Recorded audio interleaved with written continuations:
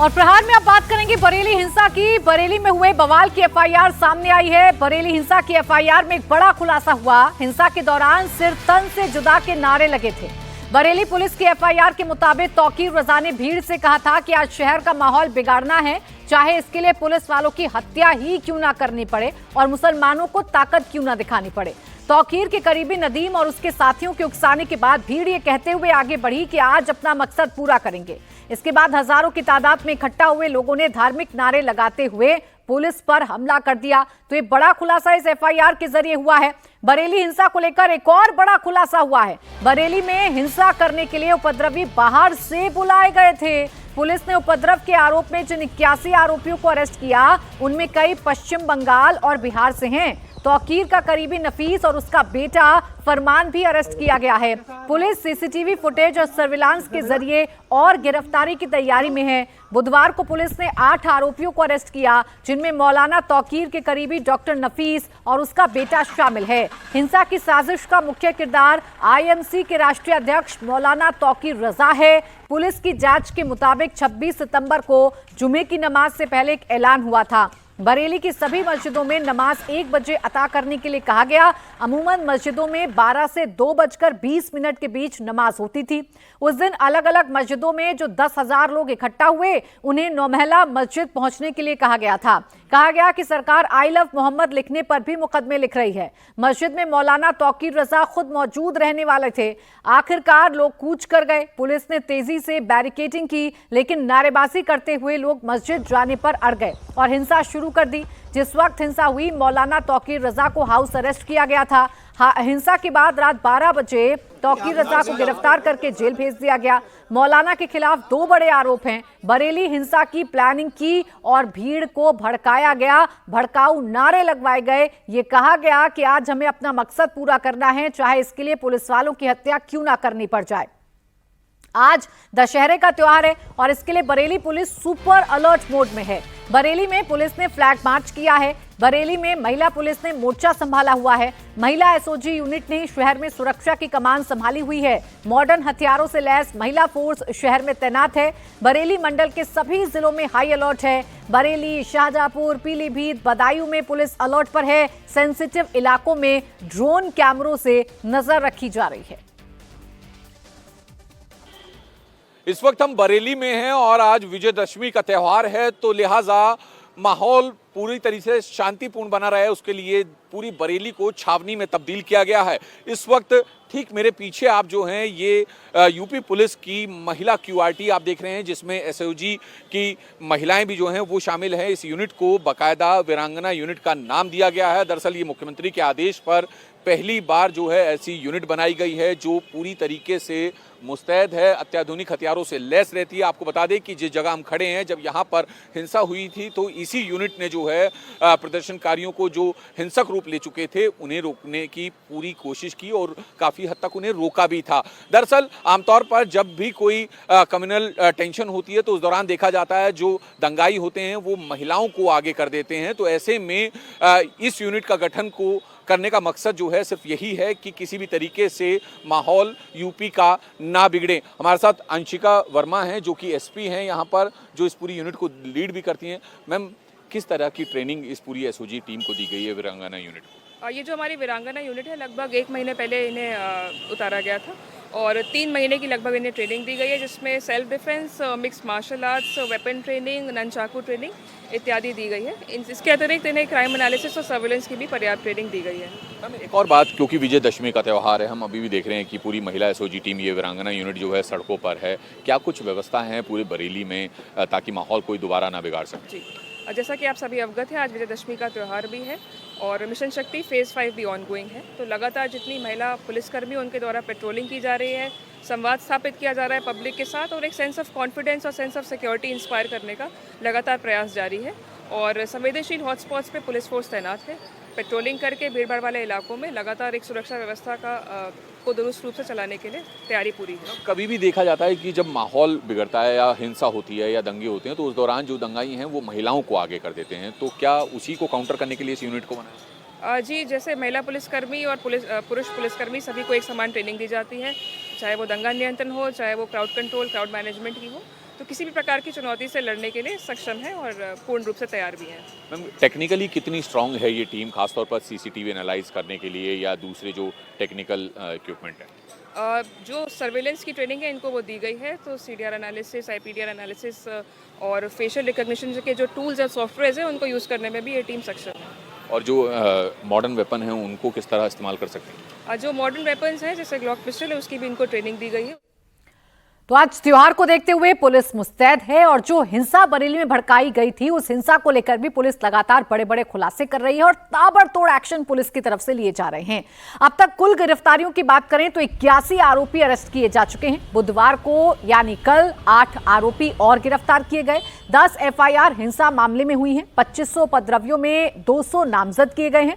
बुधवार को पुलिस ने 2 उपद्रवियों इदरीस और इकबाल को एनकाउंटर के बाद गिरफ्तार कर लिया है। मौलाना तौकीर रजा के संगठन IMC के नेता डॉक्टर नफीस को उसके बेटे फरहान रजा के साथ हिंसा मामले में गिरफ्तार किया जा चुका है। आपको जानकारी दे दें, हिंसा मामले में अब तक 3 आरोपियों का हाफ एनकाउंटर हुआ है। कल इदरीस और इकबाल के पैर में गोली लगी। दोनों शाहजहांपुर के रहने वाले हैं। बरेली में दोनों ने पुलिस पर फायरिंग की थी। SP के गनर से इन्होंने एंटी रॉयड गन छीन ली थी। इससे पहले पुलिस ने एक और आरोपी तंजीम को एनकाउंटर के बाद गिरफ्तार किया था। बरेली हिंसा पर बात करने के लिए पुलिस की कार्रवाई को लेकर हमारे साथ SP सिटी हैं मानुष पारीक जी। मानुष जी, अब तक जो है हिंसा के मामले में कितनी गिरफ्तारियां हो चुकी हैं और पुलिस की कार्रवाई कहां तक पहुंची? 26 तारीख को जुमे की नमाज के बाद में जो उपद्रव हुआ था उसमें कुल मिलाकर 10 FIRs पंजीकृत की गई थी। इसमें अभी तक टोटल 81 गिरफ्तारियां की जा चुकी हैं। जो 8 गिरफ्तारियां हैं इसमें 2 की गिरफ्तारी मुठभेड़ के उपरांत हुई है। ये दोनों अपराधी शाहजहांपुर के रहने वाले हैं। इनका लंबा चौड़ा आपराधिक इतिहास है। इनके दोनों के बाएं घुटने में गोली लगी है, एक के दाहिने में लगी है।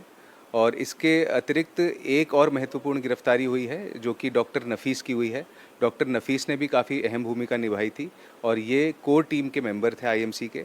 और जो षड्यंत्र रचा गया, जो ये उपद्रवियों को भेजने का जितना कार्यक्रम था उसके अंदर डॉक्टर नफीस ने काफ़ी अहम भूमिका निभाई थी। सर, और क्या कुछ रोल था नफीस का, क्योंकि बताया जा रहा है कि डॉक्टर भी नहीं है, ये कोई MBBS या PhD डिग्री होल्डर भी नहीं है? नहीं, जो हमारी इन्वेस्टिगेशन में आया है कि इनका स्पेसिफिकली जो सोशल मीडिया के थ्रू इन्होंने किस प्रकार से भीड़ जुटाई, किस प्रकार से प्रशासन को गुमराह किया, पब्लिक को इकट्ठा करने की इनकी जो साजिश थी, जहां पर इकट्ठा होने की अनुमति नहीं दी गई थी, तो इन्हीं सब बिंदुओं के ऊपर हमारी इन्वेस्टिगेशन थी। अब बरेली हिंसा के बाद पुलिस उपद्रवियों पर शिकंजा कसने के लिए लगातार दबिश दे रही है। बरेली हिंसा के मुख्य किरदारों की बात करें तो तौकीर रजा को इसका मास्टरमाइंड बताया जा रहा है। तौकीर रजा के खिलाफ 7 FIR दर्ज हैं। दूसरा किरदार IMC का राष्ट्रीय महासचिव डॉक्टर नफीस खान है। उसने जिहाद के नाम पर लोगों को भड़काया, तौकीर के वीडियो वायरल किए। तीसरे आरोपी अनीस सकलैनी को पुलिस ने गिरफ्तार करके जेल भेज दिया है, जो कि तौकीर की पार्टी का महानगर अध्यक्ष है। पुलिस ने श्यामगंज चौराहे पर जब भीड़ को आगे जाने से रोका तो अनीस और उसके साथ आई भीड़ ने पुलिस पर पेट्रोल बम फेंके। चौथा किरदार शमशाद है, जो IMC बरेली का जिला अध्यक्ष है, जो दंगे की साजिश में तौकीर और दूसरे आरोपियों का मददगार था। 5वां आरोपी साजिद सकलैनी है, जिसने पुलिस के रोकने पर सिर तन से जुदा के नारे लगाए और फिर पुलिस पर हमला भी कर दिया। पुलिस ताबड़तोड़ एक्शन कर रही है। अब तक कुल 81 लोगों को गिरफ्तार किया जा चुका है और आज चूंकि त्योहार का माहौल है तो संवेदनशीलता बरतने के लिए भारी पुलिस फोर्स को बरेली में डिप्लॉय भी कर दिया गया है। मेरे सहयोगी कुमार सोनू इस वक्त हमारे साथ जुड़ गए हैं। कुमार, बड़े बड़े नए खुलासे हो रहे हैं तो पुलिस का ताबड़तोड़ एक्शन भी इस पूरे मामले में लगातार देखने को मिल रहा है। क्या जानकारी आपके पास, कितने लोग अभी तक गिरफ्तार हुए और कितने लोगों पर अभी तक पुलिस की निगाहें हैं जिन्हें गिरफ्तार किया जा सकता है? देखिए, तकरीबन 3000 से ज्यादा अज्ञात लोगों के खिलाफ मुकदमा दर्ज है और कई इसमें नामजद भी हैं। तौकीर रजा जो हैं इसमें मुख्य व्यक्तियों में से एक हैं जिन्हें जो है पुलिस ने गिरफ्तार किया। अब तक 81 आरोपियों को गिरफ्तार किया जा चुका है। 3 लोगों का एनकाउंटर, हाफ एनकाउंटर के बाद उन्हें गिरफ्तार किया गया है। फिलहाल पुलिस जो है, विजयदशमी का त्यौहार है तो लिहाजा पूरी बरेली को छावनी में तब्दील किया गया है। ड्रोन कैमरों के जरिए, सीसीटीवी कैमरों के जरिए पूरा सेंसिटिव इलाकों में नजर रखी जा रही है। जो मुख्यमंत्री के आदेश के बाद वीरांगना यूनिट बनाई गई थी, जो महिला पुलिसकर्मियों की एसओजी होती है, वो लगातार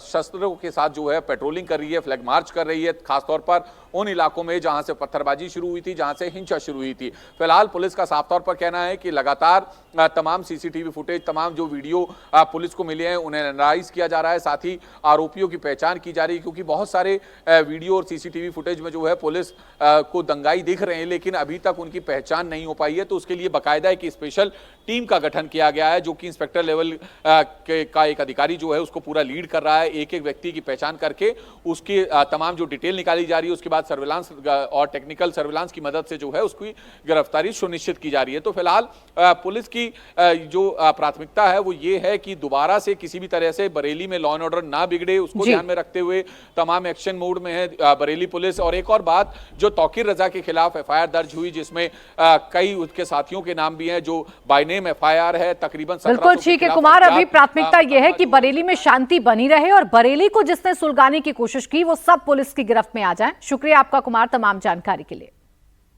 तो बरेली हिंसा के आरोपियों को पुलिस चुन चुनकर बाहर निकाल रही है। तो हिंसा से जुड़े आरोपियों की करीब 100 करोड़ की 8 प्रॉपर्टीज जब्त की जा चुकी हैं। प्रशासन अब इस एंगल से जांच कर रहा है कि तौकीर रजा से जुड़े कारोबारियों ने कहीं हिंसा फैलाने के लिए फंडिंग तो नहीं की। बरेली के कमिश्नर ने साफ किया है कि जरूरत पड़ी तो फिर बुलडोजर एक्शन किया जाएगा। कितने आरोपियों की जो है संपत्ति की पहचान की जा चुकी है, कितनों पर कार्रवाई की जा चुकी है और कितनों पर कार्रवाई की जानी है? चूँकि यह अभी प्रक्रिया जारी है, इसलिए अभी कोई एक फिक्स संख्या नहीं बताई जा सकती, लेकिन ज़रूर इस दिशा में कार्रवाई हो रही है। अभी तक कितनी प्रॉपर्टी के खिलाफ जो है कार्रवाई की जा चुकी है? नंबर ऑफ प्रॉपर्टी अभी लगभग 8 ऐसे संस्थान हैं जिसकी सीलिंग की कार्रवाई की जा चुकी है। नोटिस हमने जारी करी हैं, क्योंकि यह न्यायिक प्रक्रिया है, उसकी सुनवाई करके निर्णय लिया जाएगा। एवं जहाँ जैसे भी किसी भी प्रकार का विचलन पाया जाएगा तो हम लोग उसके खिलाफ कार्रवाई जरूर करेंगे। कितने की संपत्ति होगी जो ये 8 संपत्ति आप लोगों ने सील की?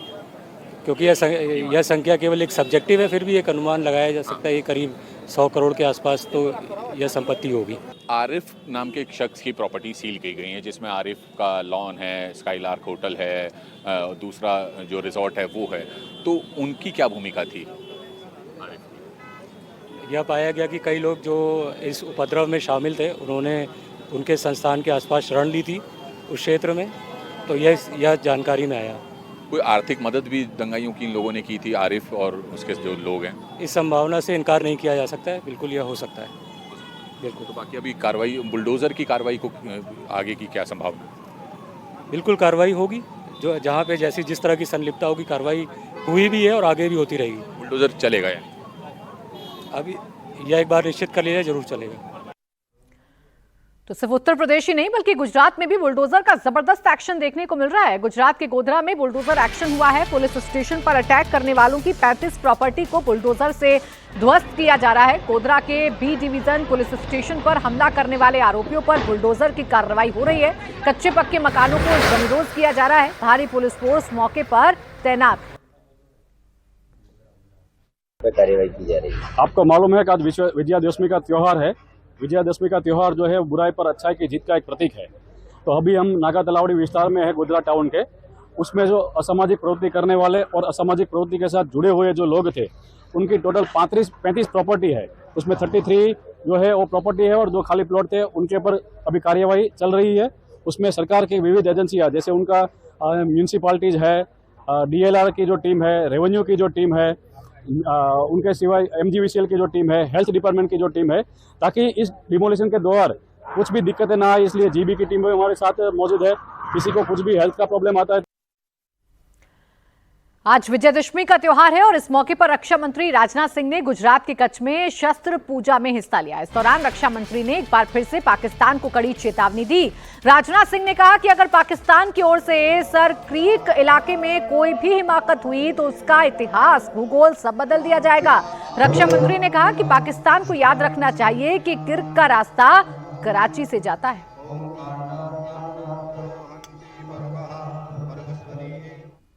आज़ादी के 78 साल बीत जाने के बावजूद सरक्रीक इलाके में सीमा को लेकर एक विवाद खड़ा किया जाता है। भारत ने कई बार बातचीत के रास्ते इसका समाधान करने का प्रयास किया है, मगर पाकिस्तान की नीयत में खोट है, उसकी नीयत साफ नहीं है। जिस तरह से हाल में पाकिस्तान की फौज ने सर क्रीक के सटे इलाकों में अपना मिलिट्री इंफ्रास्ट्रक्चर बढ़ाया है, वह उसकी नीयत बताता है। साथियों, भारत की सीमाओं की रक्षा भारतीय सेनाएं और बॉर्डर सिक्योरिटी फोर्स मिलकर मुस्तैदी से कर रही हैं।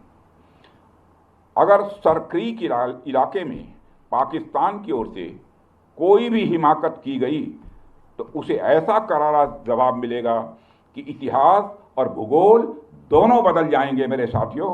और 1965 की जंग में भारत की सेना ने लाहौर तक पहुंचने का सामर्थ्य भी दिखाया। आज 2025 में पाकिस्तान को याद रखना चाहिए कि कराची का एक रास्ता क्रीक से ही होकर गुजरता है। साथियों, ऑपरेशन सिंदूर के दौरान पाकिस्तान ने लेह से लेकर सर क्रीक के इस इलाके तक भारत के डिफेंस सिस्टम को भेजने की नाकाम कोशिश की। भारत के डिफेंस सिस्टम को उन्होंने भेजने की एक नाकाम कोशिश की, जबकि भारत की सेनाओं ने अपनी जवाबी कार्रवाई में पाकिस्तानी एयर डिफेंस सिस्टम को पूरी तरह से एक्सपोज कर दिया और दुनिया को यह भी संदेश दे दिया कि भारत की सेनाएं जब चाहें, जहां चाहें और जैसे भी चाहें पाकिस्तान को भारी नुकसान पहुंचा सकती हैं। अपने सामर्थ्य के बावजूद हमने संयम का परिचय दिया, क्योंकि हमारी सैन्य कार्रवाई आतंकवाद के विरोध में थी। इसको एस्केलेट करके जंग छेड़ना ऑपरेशन सिंदूर का उद्देश्य कभी नहीं था। मुझे इस बात की खुशी है कि भारतीय सेनाओं ने ऑपरेशन सिंदूर के सभी मिलिट्री ऑब्जेक्टिव यानी सभी लक्ष्यों को सफलतापूर्वक प्राप्त करने में कामयाबी हासिल की है। मगर आतंकवाद के खिलाफ हमारी लड़ाई जारी है।